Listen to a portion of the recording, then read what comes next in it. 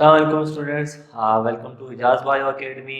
Ejaz Bio Academy की तरफ से बायोलॉजी के लेक्चर सीरीज़ में जो हमारा आज का टॉपिक होगा वो होगा होम्योस्टैसिस। तो चूँकि हमारा कंसर्न होता है टॉपिक से, हम टॉपिक आपको अच्छी तरीके से तैयार करके दे सके, तो हर बुक से हम ये कवर कर रहे होते हैं। घर बैठे बायोलॉजी को सीखने के लिए आप को इस चैनल को सब्सक्राइब करें, इस चैनल को लाइक करें, शेयर करें, ताकि ज़्यादा से ज़्यादा आपको फ़ायदा हो सके।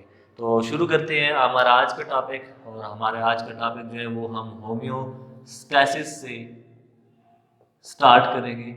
होम्योस्टैसिस, तो जो होम्योस्टैसिस वर्ड है, ये टिपिकली हम कहते हैं कि होम्योस्टैसिस की अगर डेफिनेशन करेंगे इस वर्ड की या इस फेनोमेना की, तो ये वो प्रोसेस है जिसमें internal environment of the organism को प्रोटेक्ट किया जाता है from the harm of external environment.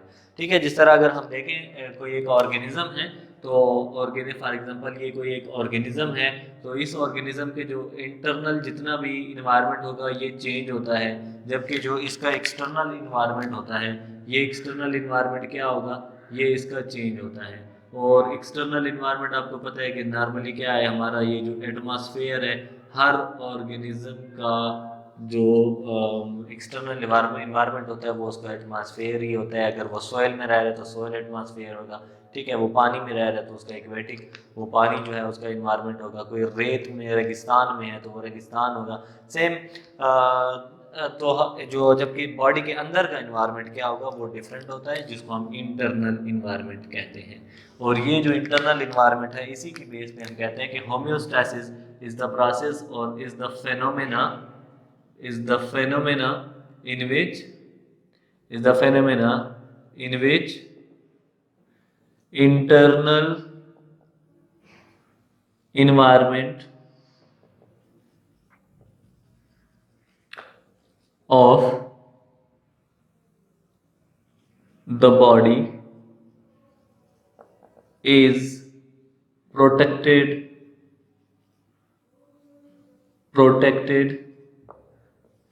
from the harm of external environment।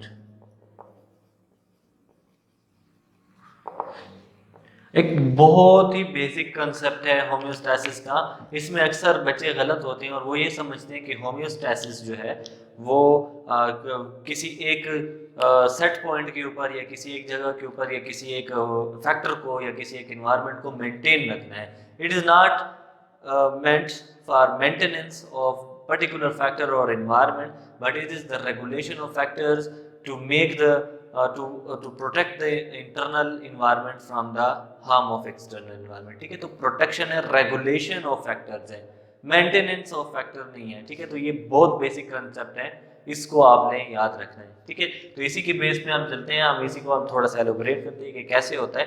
तो अगर हम देखें, सबसे पहले हम कुछ टर्मिनोलॉजीज जो है वो साथ साथ डिस्कस करते जाएंगे। फॉर एग्जांपल सबसे पहला यहाँ पे हमें टर्मिनोलॉजी में आता है, टर्म में आता है स्टिमुलस। ठीक है, तो स्टिमुलस क्या है? Stimulus any anything which can produce a change. Okay, anything which can produce a change, that is called stimulus. Anything which can produce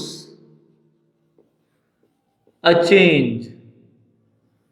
for example क्या, लाइट है, अचानक लाइट लगती है आंखों पे, तो आंखें जो है वो क्या हो जाती हैं, आंखें अचानक हम बंद कर लेते हैं, चेंज प्रोड्यूस हो जाता है हमारे आंखों में। तो ये जो लाइट है ये क्या था, ये स्टिमुलस था। ठीक है, इसी तरह पानी है, हमें अचानक पानी सर्दियों में ठंडा लग जाता है, तो ये क्या होता है, ये अचानक पानी एक स्टिमुलस था जो हमारे बॉडी के ऊपर लगा, तो हमें ठंडा लगा, हमारी स्किन ने उसको फील किया, हमारी स्किन में चेंजेस प्रोड्यूस हुए और वो ठंडा लगा हमें। ठीक है, इसी तरह हम देखते हैं जो हमारी गर्मियों में हम देखते हैं सूरज है, सूरज से तपश आ रही होती है, वो जो हीट है या वो जो सूरज है वो क्या होता है, वो हमारे लिए स्टिमुलस है। सेम अगर बैक्टीरिया हमें इन्फेक्ट कर जाता है, ठीक है, हमारे अंदर बैक्टीरिया इन्फेक्ट करते हैं और वो हमें बीमार कर देते हैं, तो बीमारी क्या है, ये बुखार का आना क्या है, ये टेम्परेचर का इंक्रीज होना है, तो टेम्परेचर चेंज हो गया, तो ये जो बैक्टीरिया था ये क्या था, ये स्टिमुलस था, इसने हमें चेंज कर दिया। यानी कोई भी चीज़, फॉर एग्जांपल हमारी आंख में कोई पत्थर चला जाता है, कोई पार्टिकल्स चले जाते हैं, इनऑर्गेनिक पार्टिकल्स या कोई धूल मिट्टी चली जाती है, तो ये जो धूल मिट्टी है ये हमारे लिए स्टिमुलस बन जाते हैं और हमारे आंख से पानी आने लगता है, चेंज प्रोड्यूस हो जाता है, हमारी आंखें रेड हो जाती हैं, तो इसको हम क्या कहते हैं, ये स्टिमुलस होगा। ठीक है, तो स्टिमुलस कुछ भी हो सकता है, कोई भी चीज़ हो सकती है, तो हम सिंपली कहते हैं anything which can produce a change, it could B an organism. ठीक है, ये कोई ऑर्गेनिज्म भी हो सकता है। ठीक है, it could be a particle, कोई पार्टिकल भी हो सकता है। ठीक है, it could be a cell, for example कोई सेल है, कार्सिनोजेनिक सेल है, कैंसरस सेल है। ठीक है, कैंसर कॉज करने वाला सेल है। ठीक है, तो वो किसी एक जगह बना है, तो उसके बाद उसने पूरी बॉडी को जो है वो क्या कर दिए, स्टिमुलेट कर दिया। ठीक है, तो उसको हम क्या कहेंगे, स्टिमुलस कहेंगे। अच्छा, फॉर एग्जांपल यहाँ पे कोई एक जो है वो स्टिमुलस आता है। ठीक है, यहाँ पे अगर कोई एक स्टिमुलस था, ठीक है, और इस स्टिमुलस को हम देखें, ये कोई एक स्टिमुलस है और ये स्टिमुलस क्या करता है, ये स्टिमुलस जो है वो आता है, वो एक चेंज प्रोड्यूस करता है किसी एक फैक्टर में। फॉर एग्जांपल यहाँ पे हम बना लेते हैं कि हमारी बॉडी का एक हर चीज़ अपने एक बैलेंस में मौजूद होती है, एक उसका अपना एक सेट पॉइंट होता है। ठीक है, एक दूसरा वर्ड जो अभी मैंने यूज़ किया है, ये क्या होता है, एक सेट पॉइंट है। ठीक है, तो हम एक दूसरा वर्ड क्या यूज कर लेते हैं, सेट पॉइंट। तो जो सेट पॉइंट है, set point, what is set point, a narrow range of factors in which their typical amount persist, or a narrow range of factors where the body can feel the optimum condition। ठीक है, तो ये क्या है, ये set point है, narrow range होती है किसी भी फैक्टर की, नैरो रेंज जिसमें वो परसिस्ट कर रहा होता है। ठीक है, नैरो रेंज है, एक नैरो रेंज है। फॉर एग्जांपल क्या नैरो रेंज हो सकती है, जो बॉडी का टेम्परेचर है वो हमारा होता है 37 डिग्री सेंटीग्रेड पे। ठीक है, लेकिन इसका जो ओरिजिनल सेट पॉइंट है वो क्या है, 36.1 से लेके 37.8 डिग्री सेंटीग्रेड तक इसकी एक जो है वो क्या हो सकती है, वो रेंज हो सकती है। ठीक है, तो इस रेंज में जो टेम्परेचर होगा वो उसको तब हम क्या कहेंगे कि टेम्परेचर अपने एक सेट पॉइंट पे है। फॉर एग्जांपल इधर एक बैक्टीरिया है और इस बैक्टीरिया ने क्या कर लिया है, इस बैक्टीरिया ने आके हमें इन्फेक्ट किया और हमारे बॉडी के टेम्परेचर को जो कि एक सेट पॉइंट पे था, उस टेम्परेचर को इसने क्या कर दिया है, अब फ्लक्चुएट कर दिया, चेंज कर दिया है। तो अब इसको इसने क्या कर दिया, चेंज कर दिया। ठीक है, इसने क्या कर दिया, इसको चेंज कर दिया। तो ये जो चेंज हुआ सेट पॉइंट से, वो हिल गया है। अब हमारा जो बॉडी का टेम्परेचर था वो सेट पॉइंट से 37.8 के बजाय वो 38 पे चला गया है। तो तब हमारे जो सेंस था, ये जो टेम्परेचर में चेंज आया है या किसी भी फैक्टर में चेंज आया है, तो इसके लिए एक और कंपोनेंट मौजूद होता है जो इसको सेंस करता है। इस पूरे मैकेनिज्म में कि जो चेंज को सेंस करने के लिए कुछ मौजूद होते हैं हमारे पास बॉडी में, तो ये क्या होंगे, रिसेप्टर्स होंगे। उनको हम क्या कहेंगे, रिसेप्टर्स कहेंगे। ठीक है, ये होंगे रिसेप्टर्स। तो रिसेप्टर क्या होंगे, रिसेप्टर्स जो है, receptor could be a cell, receptor can be an organ, receptor जो है वो कोई टिश्यू भी हो सकता है, ऑर्गन भी हो सकता है, एज अ होल ऑर्गेनिज्म भी हो सकता है। ठीक है, तो रिसेप्टर क्या हो गया, रिसेप्टर जो है वो रिसीव करते हैं that particular change from stimulus. ठीक है, ये क्या करते हैं, ये विच रिसीव द चेंज, ठीक है, एंड सेंड देम टू, देखो पहले रिसीव भी करेंगे ना, रिसेप्टर है, रिसीव करते हैं और उसके बाद उनको भेजते हैं। ठीक है, कहाँ पे भेजेंगे, उनको भेज देते हैं receive to, send them to control centre. कहाँ पे भेजेंगे, कंट्रोल सेंटर भेज देंगे। ठीक है, कंट्रोल सेंटर में भेजेंगे। अब कंट्रोल सेंटर में जब ये उसको भेजते हैं, तो कंट्रोल सेंटर क्या हो सकता है, जिस तरह फॉर एग्जांपल यहाँ पे हमने कहा कि ये जो चेंज था ये प्रोड्यूस हुआ, उसके बाद यहाँ पे आया, इसको रिसीव किया किसने, रिसेप्टर ने रिसीव किया। ठीक है,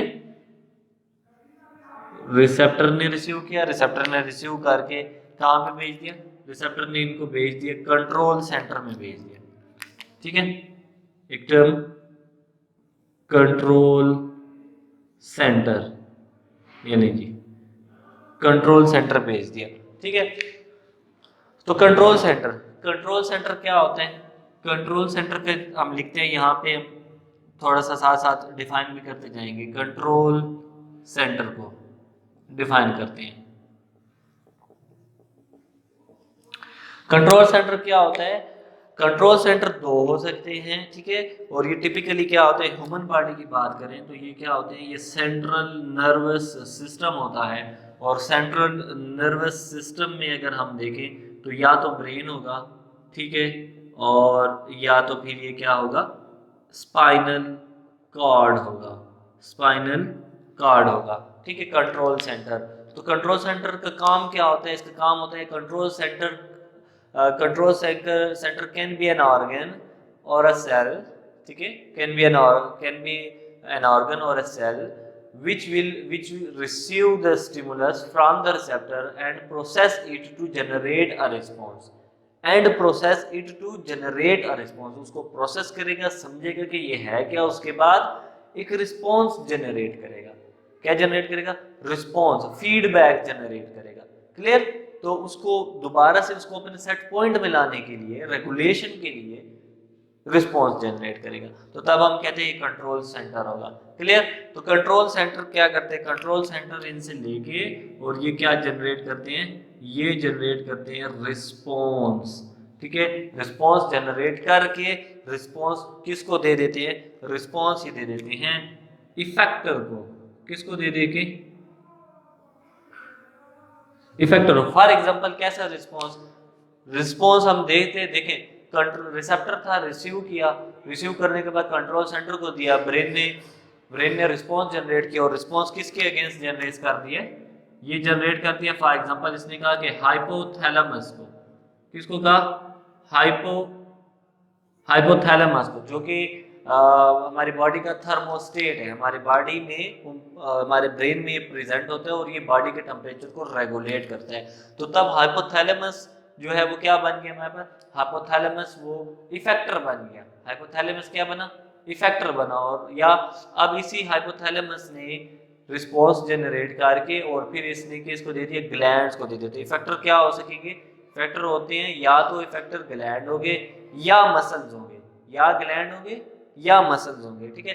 तो हाइपोथैलेमस ने रिस्पॉन्स जनरेट करके इफेक्टर को दिया, और इफेक्टर क्या हो सकते हैं? ग्लैंड्स, ठीक है, या ये हो सकते हैं मसल, ठीक है। तो फॉर एग्जांपल हाइपोथैलेमस था, हाइपोथैलेमस ने इसको ऑर्डर दिया, हुक्म दिया ग्लैंड्स को कि आप इस तरह की सिक्रीशंस करें, इस तरह का जो है वो हार्मोन प्रोड्यूस करे कि जिससे हमारी बॉडी का जो टेम्परेचर जो 37.8 से इंक्रीज कर गया था वो दोबारा अपने सेट पॉइंट पे आ जाए। बात हम कह रहे थे कि इफेक्टर की, और इफेक्टर क्या करते हैं? ये रिस्पॉन्स को एम्प्लॉय करते हैं, और रिस्पॉन्स क्या करता है? ये रिस्पॉन्स, ये जो इफेक्टर्स हैं, ये इसको दोबारा अपने सेट पॉइंट पे ला के रख देता है, और इसी तरह पूरा एक मैकेनिज्म जो है वो कंप्लीट होता है, एक साइकिल कंप्लीट होता है होम्योस्टैसिस का। तो अगर इसमें चूंकि क्या ज़रूरत होगी, इसमें केमिकल कोऑर्डिनेशन और नर्वस कोऑर्डिनेशन टिपिकली इन्वॉल्व होती है, क्योंकि हमने कहा कि या ग्लैंड्स होंगे या मसल्स होंगे, तो ये डिपेंडेंट होते हैं। इसके अलावा हम आगे इसमें को डिटेल में पढ़ेंगे होम्योस्टैसिस को। जिस तरह मैंने कहा कि जो इफेक्टर्स हैं, इफेक्टर्स क्या करते हैं? इफेक्टर्स जो है वो फीडबैक देते हैं, रिस्पॉन्स देते हैं। तो ये फीडबैक क्या होता है, कैसे काम करता है, क्या होता है ये, तो इसमें 2 टाइप्स होती हैं, वो सारा हम अगले लेक्चर में डिस्कस करेंगे। तो आप अगले लेक्चर की अपडेट के लिए हमारे चैनल को सब्सक्राइब कर लें, ताकि आपसे लेक्चर मिस ना हो जाए, और पिछले लेक्चर को साथ साथ रिवाइज करते जाएं। नीचे डिस्क्रिप्शन में लिंक दिए गए हैं। Thank you so much.